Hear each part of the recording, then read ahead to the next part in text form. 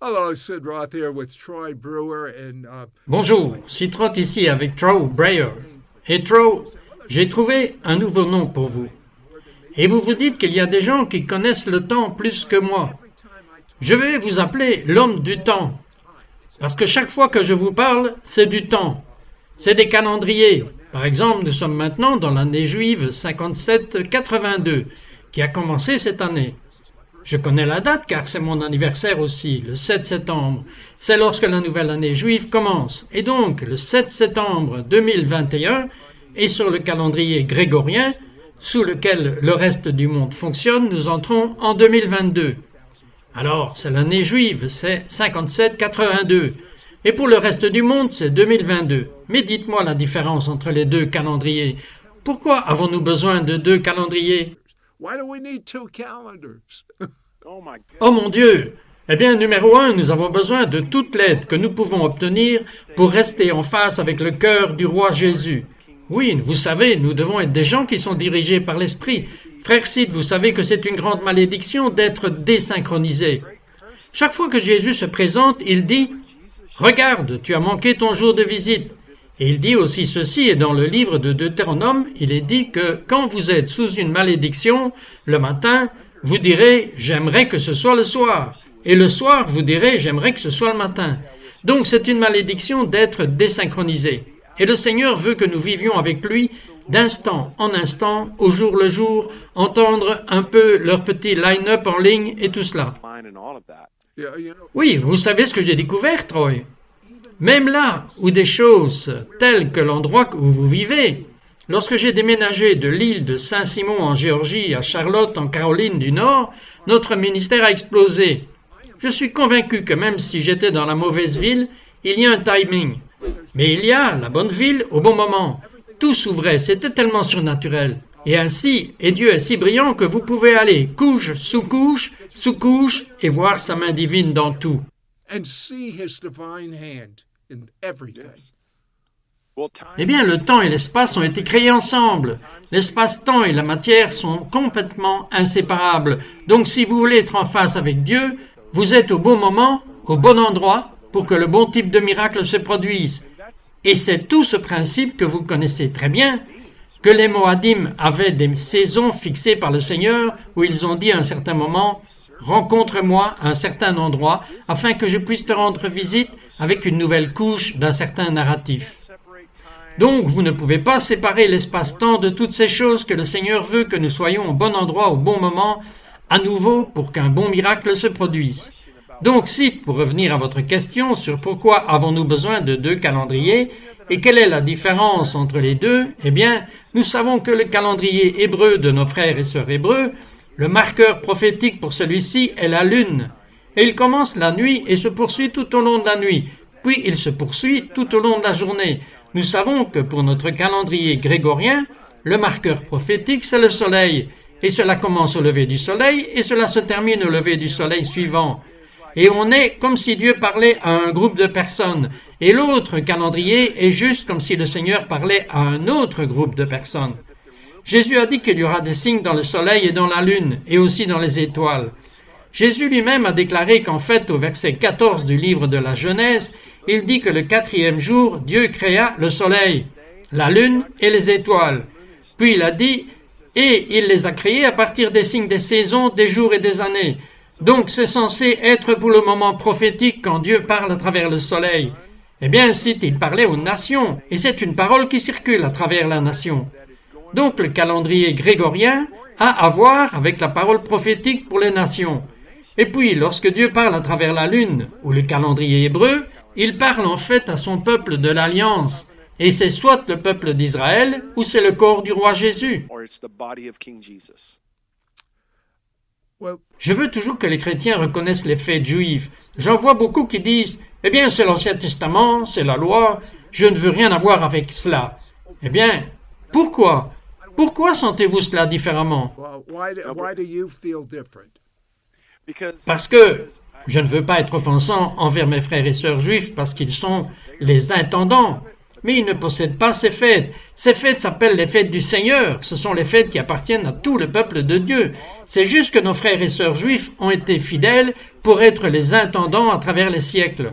Mais savez-vous, lorsque Jésus reviendra, et puis il y aura le grand règne millénaire de Christ, une fois que Jésus régnera, il ordonnera à la terre entière d'observer les fêtes des Juifs et des gentils afin que ces horaires prophétiques soient ordonnés par le Seigneur. Et si nous ne sommes pas synchronisés avec cela, nous ne sommes pas synchronisés avec son royaume. Et le moyen le plus simple de nous synchroniser avec son royaume est d'observer les fêtes juives. Maintenant, certains des plus grands prophètes que j'ai interviewés au fil des ans ont eu presque une seule voix sur certaines fêtes bibliques, et disant que oui, ce sont des fêtes juives, mais Dieu le rend encore plus fort. Il dit que ce sont mes heures fixées. Ce ne sont pas seulement des heures fixées, ce sont des heures fixées par Dieu. Et ils ont tous dit à Yom Kippour, à Rosh Hashanah, lors des différentes fêtes, c'est à ce moment que Dieu me parle le mieux. Je me demande pourquoi Dieu parle. Je veux dire qu'il nous parle tout le temps. Soyons francs, mais pourquoi ces grands prophètes disent-ils que c'est là que réside ma foi, que j'entendrai de Dieu pour l'année suivante à cette date? Parce que l'heure fixée signifie littéralement un rendez-vous prophétique. Donc, si vous prenez rendez-vous avec le médecin, cela signifie le rencontrer à un certain endroit, à un certain moment, pour qu'une certaine chose se produise. Donc, chaque fois que le Seigneur nous donne un moadim, qui est vaguement traduit en anglais, je veux dire très vaguement selon les saisons, mais un moadim signifie en fait un rendez-vous prophétique, ce qui signifie, ok, j'ai un rendez-vous intime avec toi pour te rencontrer à un certain endroit, à un certain moment, pour qu'une certaine chose se passe. Je jeûne et prie chaque Yom Kippour jusqu'à l'année dernière.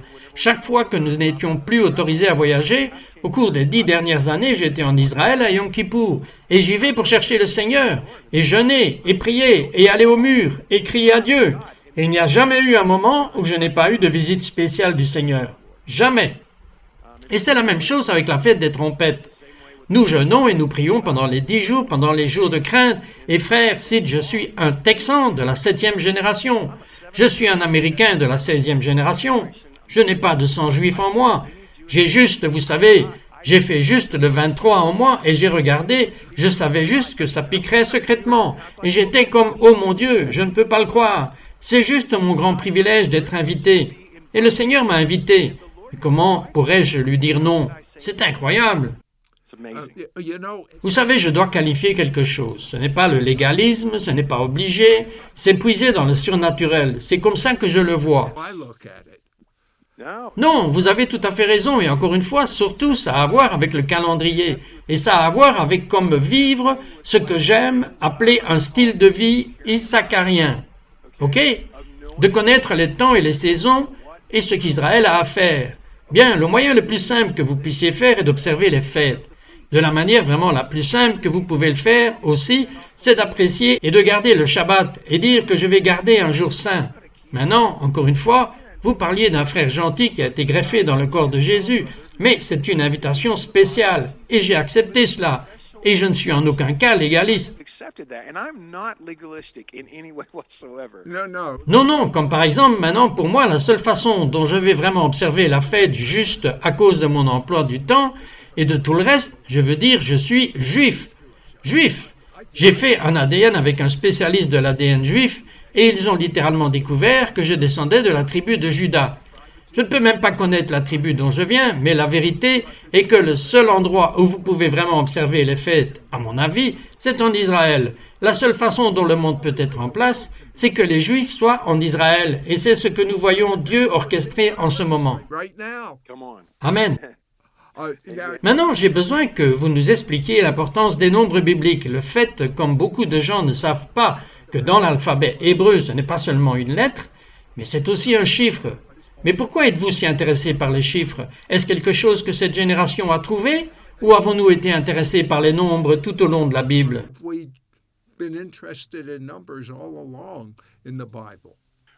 Bien, tout au long des siècles, il a été l'une des voix majeures de Dieu. Et qu'alors nous savons que la voix du Seigneur est sur les eaux, sur les nombreuses eaux.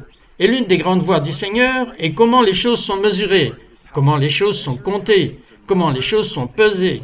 Toutes ces choses tout au long de la parole de Dieu, ces choses glorifient réellement le Seigneur. Je ne crois pas qu'il n'y ait aucun pouvoir dans les nombres. Je ne suis pas numérologue. Je suis juste quelqu'un qui aime le roi Jésus. Je l'aime tellement. Et le poids des mesures, même tous les cheveux de notre tête sont bien numérotés. Les étoiles sont toutes numérotées. Tout est pesé et numéroté. Et tout glorifie le Seigneur. C'était une langue spéciale du Seigneur. Vous avez donc mentionné que parmi les Hébreux, il y a 22 lettres dans l'alphabet hébreu. Toutes les 22 ont en fait 3 significations différentes. L'une est un son phonique, comme n'importe quelle lettre de n'importe quel alphabet.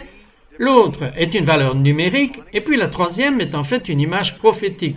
Donc, tous les trois, si vous êtes prêts à apprendre cette langue, Dieu parlera à travers celle-ci. Maintenant, lorsqu'il s'agit de la langue numérique, c'est comme si c'était vraiment simple, le site. Vous savez, de ce côté du monde, nous faisons 1, 2, 3, nous avons des chiffres. Mais nos frères et sœurs hébreux, ils n'ont pas cela. Pour eux, le A signifie 1, le B signifie 2. Ensuite, ils passent à 10, puis ils passent à 20, 30. Et puis quand ils arrivent à 100, ça va 100, 200, 300, 400. Et ce que cela signifie, c'est que chaque nom qui est en hébreu est aussi un nombre. Chaque mot est aussi un nombre, alors quand nous arrivons sur une année comme 5782 ou comme 5782 ou sur le calendrier grégorien, une année comme 2022. Il y a des mots tout au long de la parole de Dieu qui ont ce même nombre exact, qui est un mot pour nous aujourd'hui. Il y a en fait des indicateurs prophétiques tout au long de la parole, comme l'un de mes préférés est celui-ci. Nous entrons dans 2, 22. Et le mot sagesse est dans la Bible exactement 222 fois. Et si je crois au Seigneur pour la sagesse surnaturelle cette année. Oui, vous savez ce que c'est qu'une symphonie. Lorsque vous trouvez que tout est en place, c'est comme si je parlais à quelqu'un aujourd'hui qui a commencé comme athée, et la vérité est que je n'ai pas assez de foi pour être un évolutionniste, que les choses arrivent juste à partir d'un Big Bang ou quelque chose comme ça. Je veux dire, vous ne pouvez même pas faire une montre en secouant les pièces dans une boîte à chaussures pendant 1 million d'années, et encore moins un cerveau. Cela demande plus de foi que je n'en ai. Bien, je peux réellement voir l'empreinte digitale du Créateur à travers tout ce qui est pesé et mesuré et numéroté, et qui se passe autour de nous tous les jours, tout le temps. Frère Sid, et je vois, et je dis, tu es à nouveau là, roi Jésus. Tu es à nouveau là, roi Jésus.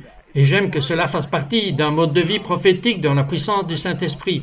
C'est de pouvoir voir comment Dieu parle à travers toutes les choses qui vous entourent, et dire maintenant que le royaume des cieux ressemble à cela. Je ne sais pas comment un athée ou quelqu'un ne peut pas voir ces choses, mais je veux le voir dans chaque partie de ma vie, parce que je ne veux aucune partie de ma vie dans laquelle je ne peux pas voir Jésus. Ok, revenons à quelque chose que vous avez dit parce que c'est si important, et nous avons en quelque sorte échappé à ce sujet. C'est l'année de la sagesse. Expliquez-nous cela. Bien, prophétiquement, maintenant, regardez. Nous savons que Dieu a toujours la sagesse pour son peuple.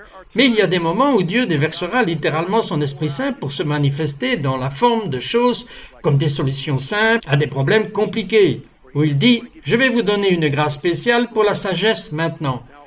Maintenant, la sagesse est une mise à niveau de plusieurs choses différentes, mais la sagesse se trouve en fait dans le domaine de la foi. Parce que l'insensé dit dans son cœur qu'il n'y a pas de Dieu.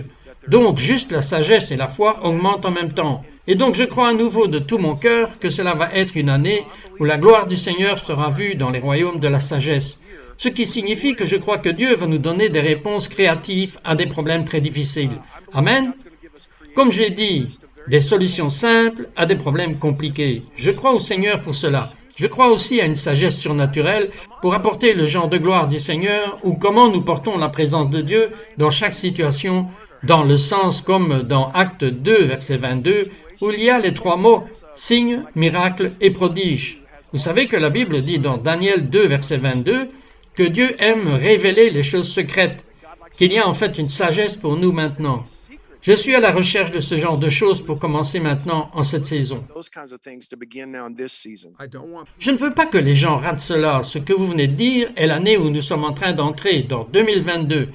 Oui, alors quand il dit que ces chiffres ont tous une signification, ce n'est pas juste comme un biscuit de fortune.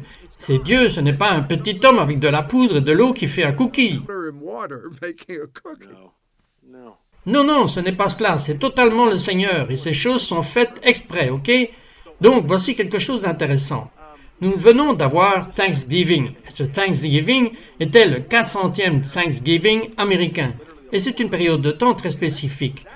Un bon exemple de cela est que Dieu a dit à Abraham qu'Israël va être en esclavage pendant 400 ans. Et ensuite, tout va changer. Bon, nous savons que Dieu s'est tu pendant 400 ans avant que Yeshua, Hamashiach, n'apparaisse. Donc, quand je regarde cela, je commence à entrer avec des actions de grâce et des louanges en anticipant que le Seigneur va se montrer et changer les choses cette année. Je ne sais pas comment. Je le comprends juste selon le calendrier prophétique. Eh bien, vous savez que nous sommes au-delà de la politique. Il n'y a pas le bon homme ou la bonne femme au bureau. Bien que je pense que nous devrions dire que s'il y a quelqu'un qui est plus biblique, plus pieux que quelqu'un d'autre, alors je voterai pour lui. Mais je pense que ce pays est au-delà de cela. Notre seul espoir est Dieu. C'est un gros problème. Je l'aime.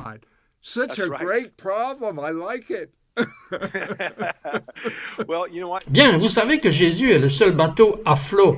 Et c'est ce que je dis tout le temps. L'Église peut survivre sans l'Amérique, mais l'Amérique ne peut pas survivre sans l'Église. J'ai entendu Mario Morello ou quelqu'un dire cela.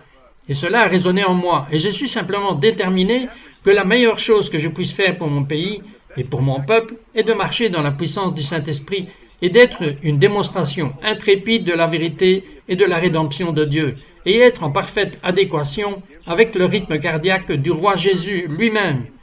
C'est mon but, c'est ma mission, et c'est ce que je poursuis. Revenons aux 2 années, l'année juive et l'année païenne. Et qu'est-ce que cela signifie pour nous cette année? Vous nous avez donné quelques informations, mais donnez-nous-en un peu plus.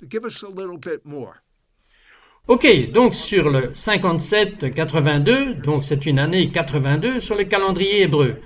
Un simple exercice est de compter à partir de Genèse 1, verset 1.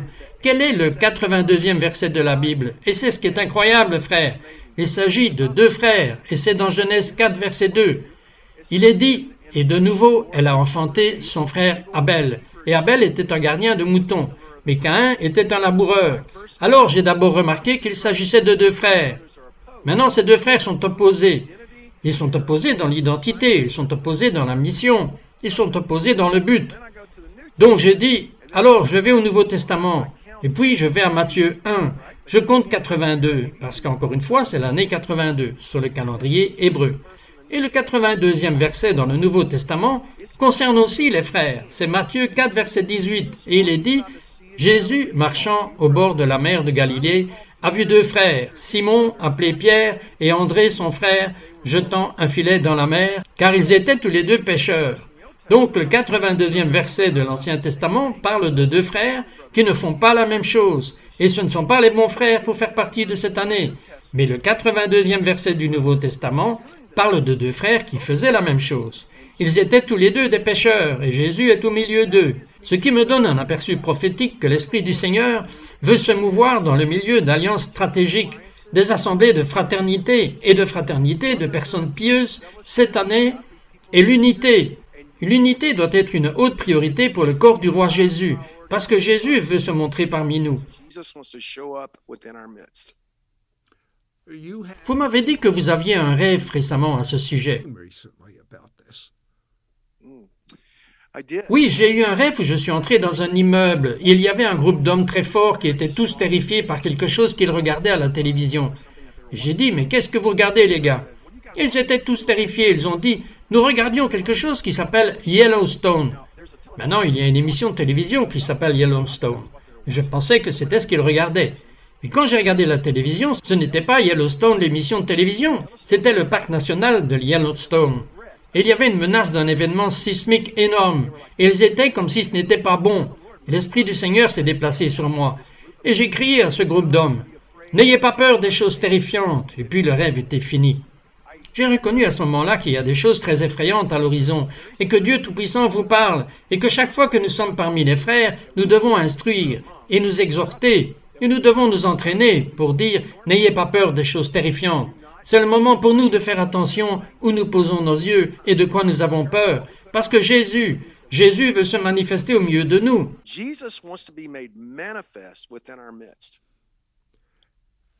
C'est un moment très important de regarder nos paroles et en fait, vous le prouvez à partir de ces deux calendriers. Expliquez cela.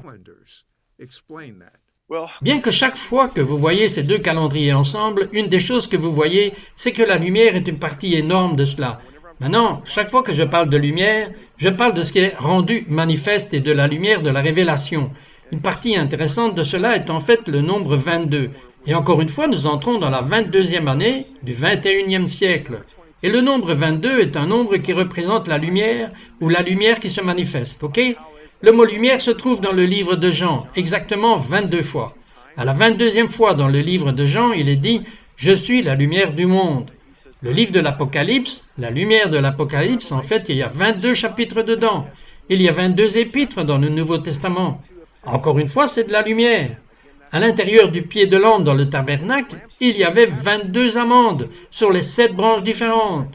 Donc cela représente la lumière, cela représente la révélation, cela représente la lumière venant sur notre lumière et se manifestant. Comment nous alignons notre bouche avec le Dieu Tout-Puissant sera rendu manifeste au cours de cette décennie du salaire ou de la bouche. Alors quand je dis le salaire, je parle du chiffre 80, ok? Qui est un de ces chiffres, mais c'est aussi une lettre hébraïque qui s'appelle P, qui représente la bouche. Ce que nous parlons, dès que nous sommes entrés dans cette nouvelle décennie, frère. Pour certains qui ne nous suivent pas, nous sommes en 57-82. Au moment où nous sommes entrés dans les années 80, de 57-82, c'était la décennie du P, de la bouche, ok? Continuez. Oui, donc nous sommes dans une décennie d'aligner notre bouche avec le Seigneur. Nous sommes dans une décennie, d'accord? Il est très important que nous soyons matures et non immatures en ce qui concerne les paroles que nous prononçons et la façon dont nous les prononçons. Parce que c'est plus important pendant cette période que jamais auparavant. Nos paroles doivent être vues, notre voix doit être vue, comme si votre voix ne pouvait pas être vue. Dans le livre de l'Apocalypse, il est dit « Je me suis tourné pour voir la voix ». Il ne s'est pas tourné pour entendre la voix, il s'est tourné pour voir la voix. Et c'est un moment où littéralement les cœurs des hommes vont devenir repentants lorsqu'ils se tournent pour voir la voix ou lorsqu'ils se tournent pour voir ce qui est rendu manifeste à partir de ce que vous et moi disons. Vous savez, vous parliez un peu plus tôt du mot lumière. Lorsque j'entends ce mot, je pense à la gloire de Dieu. Et si je vous entends bien, même dans les chiffres, ce nouveau mouvement de l'Esprit de Dieu va frapper cette année. Qu'il en soit ainsi, je crois au roi Jésus. Je crois avec chaque fibre de mon être que nous avons regardé le diable faire ses mouvements. Et maintenant, c'est au tour de Dieu. Et cela va être la lumière de Dieu, la gloire de Dieu sur l'humanité, alors que nous prononçons ces paroles. C'est ce que je retiens de votre enseignement. Merci. Et vous savez quoi? C'est une bonne parole, frère. Je suis d'accord avec cela. Et je voudrais dire à tous ceux qui regardent que c'est une bonne journée pour être en vie. Ce n'est pas un jour facile pour être en vie, mais c'est une bonne journée. Et c'est un jour pour être plein d'espoir. Si nous ne sommes pas pleins d'espoir, alors nous sommes sous l'influence d'un mensonge et nous devons être liés et déterminés que nous allons être remplis de l'Esprit Saint, que nous allons le chercher secrètement et le trouver. Et nous allons le démontrer publiquement. Car lève-toi et brille, car la lumière est venue. Et c'est une parole pour cette nouvelle saison. Dites-moi de tout mettre ensemble juste avant de passer à cette phase suivante. Rassemblez ces deux années en référence à l'année de la bouche et à l'année de la lumière. Donc je veux vous donner une écriture qui relie tout ensemble, ok? Et vous allez adorer cela. Êtes-vous prêts pour cela, Sith? Parce que vous allez rire.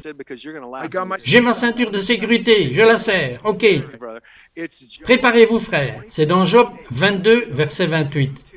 Donc, c'est Job 2, 2, 2, 8. Et c'est ce qu'il dit. Vous allez déclarer une chose, et cela sera établi pour vous. Si la lumière brillera sur toutes tes voies, et que c'est la parole pour ce jour et cette saison, et c'est ce que les deux calendriers nous crient dessus. C'est Job 22, verset 28. Que vous déclarerez une chose, et que la lumière sera avec vous dans toutes vos voies. C'est la parole de Dieu. Vous savez quoi?